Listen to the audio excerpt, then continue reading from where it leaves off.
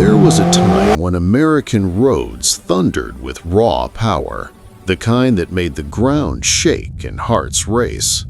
The late 1960s and early 1970s were the golden era of American muscle, but buried in those decades are stories most people have forgotten.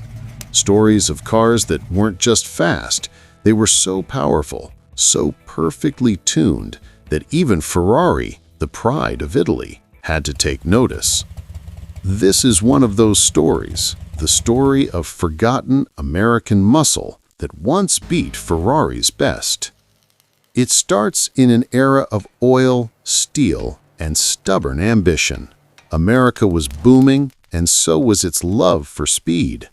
While Ferrari focused on delicate precision and European elegance, American engineers took a different route: brute strength, torque, and a rebellious roar. But behind that image of brawn was something deeper: pride. The kind of pride that said, "We can build something better." That attitude birthed legends like the Shelby Daytona Coupe, the Ford GT40, and the Corvette Grand Sport, machines that would soon make history. In the early 1960s, Ferrari ruled the world racing. Le Mans, Monza, Nuremberg, all theirs. Their engines sang like opera, and their red machines symbolized perfection. But then came an unlikely challenger from Detroit, a Ford executive named Henry Ford II, who decided he was done being ignored by Enzo Ferrari. After a failed deal to buy Ferrari's company, Ford's fury turned into one of the most legendary rivalries in automotive history. He ordered his engineers to build a car that would destroy Ferrari where it mattered most: on the track. That order gave birth to the Ford GT40, a machine that would eventually rewrite the rules of endurance racing. The GT40 wasn't elegant, it wasn't refined, but it was powerful, fast, and terrifyingly effective. In 1966, it did the unthinkable. It dominated the 24 hours of Le Mans, finishing first, second, and third, sweeping Ferrari off the podium in their own backyard.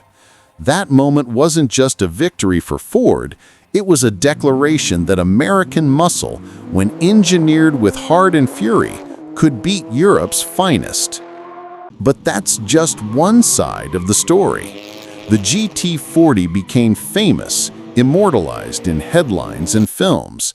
Yet there were others equally fierce that history forgot. Cars like the Shelby Cobra 427, a small British chassis fitted with an American V8 so monstrous that it shattered track records and scared even the bravest drivers. The Cobra didn't just compete with Ferraris, it humiliated them in straight-line sprints and proved that raw displacement could sometimes outsmart delicate engineering. Carroll Shelby, the man behind it, once said Ferrari's cars are works of art. Mine are meant to win. And win they did. Then there was the Chevrolet Corvette, a name every car lover knows, but few remember its racing roots. In 1963, a secret program inside GM led to the creation of the Corvette Grand Sport, a lightweight, high-powered racing prototype designed to crush Ferrari's 250 GTO. Only 5 were ever built before corporate politics shut the program down. But those 5 cars became legends. In underground races and private events, they tore through Ferraris, Porsches, and Jaguars, leaving a trail of disbelief. It was the American way, silent rebellion mixed with roaring horsepower. And yet, for every known hero, there were hidden giants: the AMC Javelin, the Plymouth Superbird, the Dodge Charger Daytona, cars built for NASCAR that turned out to be so aerodynamically advanced they could outpace European supercars on long straights.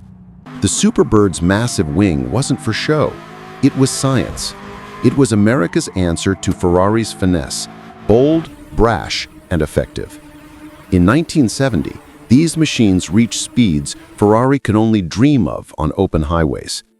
By the mid-70s, Emissions laws and oil crises nearly killed the muscle car spirit. But the legend didn't die, it just went underground. In the 1980s and 1990s, when Ferrari was unveiling sculpted V12 masterpieces, small American shops were quietly building monsters again. The Callaway Corvettes, the Celine Mustangs, the Hennessy Vipers, all carried that same DNA of rebellion. One car in particular shocked the world, the Dodge Viper GTS. With a massive 8-liter V10 engine, it didn't whisper sophistication, it shouted dominance. In performance tests, it matched, and in some cases beat, contemporary Ferraris in acceleration and top speed. Critics called it barbaric, enthusiasts called it freedom on wheels.